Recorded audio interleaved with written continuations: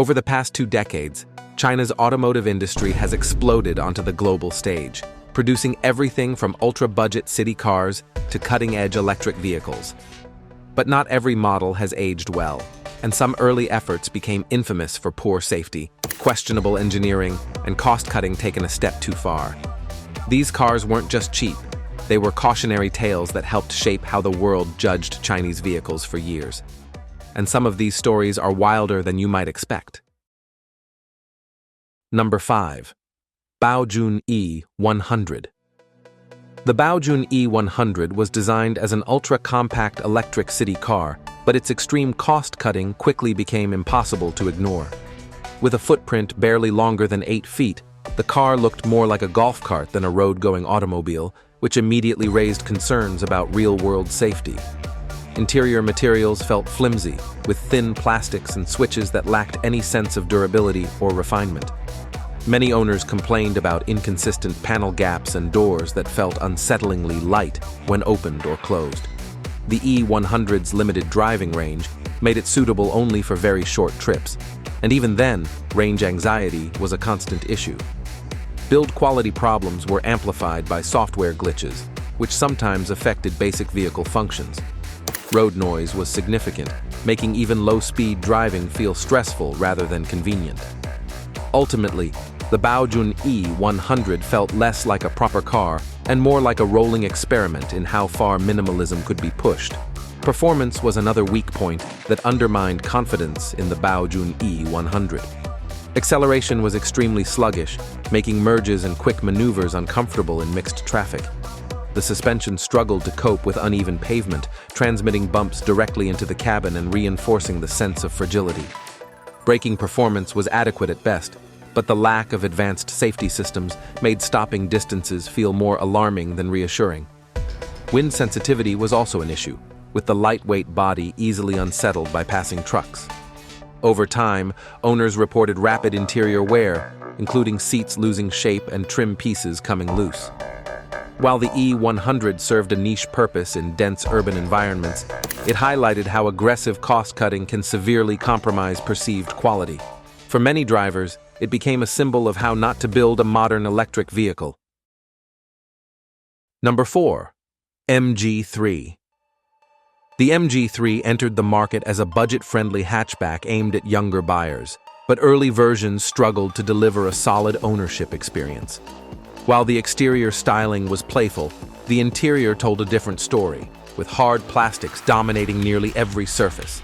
Switchgear felt loose and inconsistent, creating an impression of poor assembly quality. Road and engine noise were persistent, especially at highway speeds, making longer drives tiring.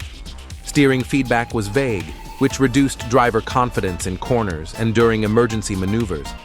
Many reviewers criticized the underpowered engine, which strained noticeably during acceleration. Reliability complaints also surfaced early, particularly related to electronics and infotainment systems. Over time, these issues began to overshadow the MG3's low purchase price. From a driving standpoint, the MG3 failed to feel cohesive or refined. The suspension tuning was awkward, struggling to balance comfort and control, which resulted in excessive body roll. Braking performance was serviceable, but uninspiring, lacking the reassuring bite found in more established rivals. Fuel economy was decent, but not enough to offset the overall sense of compromise. Owners frequently reported rattles developing within the first few years of ownership. Resale value also suffered due to the car's reputation, making it a poor long-term investment. While MG has improved significantly in recent years, the MG3's early iterations left a lasting impression. It became one of the models most often cited when critics questioned Chinese build quality. Number 3. Brilliance BS4. The Brilliance BS4 was launched with ambitions of competing against established compact sedans, but it quickly gained notoriety for all the wrong reasons. Its most damaging moment came when crash testing revealed shockingly poor safety performance, severely hurting its credibility. Structural integrity was a major concern, with the body failing to adequately protect occupants. Inside, the cabin design felt outdated even at launch, with dated styling and low-grade materials. Door panels flexed under pressure, and dashboard plastics scratched easily. Assembly quality varied widely, leading to inconsistent fit and finish between vehicles. The BS4 looked acceptable from a distance, but failed to inspire confidence up close. These shortcomings made it difficult for the car to be taken seriously in competitive markets. On the road, the Brilliance BS4 did little to redeem itself. The engine delivered modest power but felt unrefined, producing noticeable vibration under load. Steering response was slow, giving the car a disconnected and somewhat uneasy feel. Ride comfort was inconsistent, with the suspension struggling over rough pavement.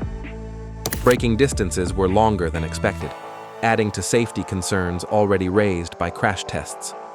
Long-term reliability was another issue, as owners reported premature wear in mechanical components. Parts availability in some markets further complicated ownership.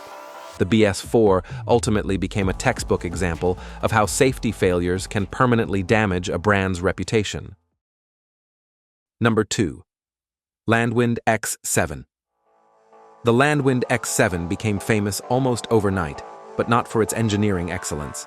Its near-identical resemblance to the Range Rover Evoque drew global attention and immediate controversy. While the design sparked interest, it also invited intense scrutiny of the vehicle's underlying quality. Interior materials failed to match the premium look it tried to imitate, relying heavily on cheap plastics and poorly finished trim. Panel alignment issues were common, undermining the SUV's visual appeal. Early reports also highlighted inconsistent build quality from one vehicle to another. The X7 promised luxury at a bargain price, but delivered a much rougher reality. That disconnect damaged consumer trust almost instantly. Driving the Landwind X7 further exposed its weaknesses. Engine performance was adequate for daily use, but lacked smoothness and refinement. Steering felt artificially heavy, masking a lack of real feedback. Suspension tuning was stiff over small bumps, yet uncontrolled over larger imperfections. Safety concerns also surfaced, with crash test results falling well short of international standards. Reliability was mixed, with electrical problems appearing early in ownership. Combined with legal battles over its design, the X7 struggled to be taken seriously as a legitimate competitor. Instead, it became a symbol of shortcuts taken too far. Number 1. Lifan 320. The Lifan 320 is often cited as one of the most notorious examples of poor-quality Chinese vehicles. Styled to resemble the Mini Cooper, it attempted to capitalize on familiar design without matching the engineering behind it. Safety was its biggest failing, as early versions performed disastrously in crash testing. The absence of basic safety equipment in some trims made it especially alarming for families.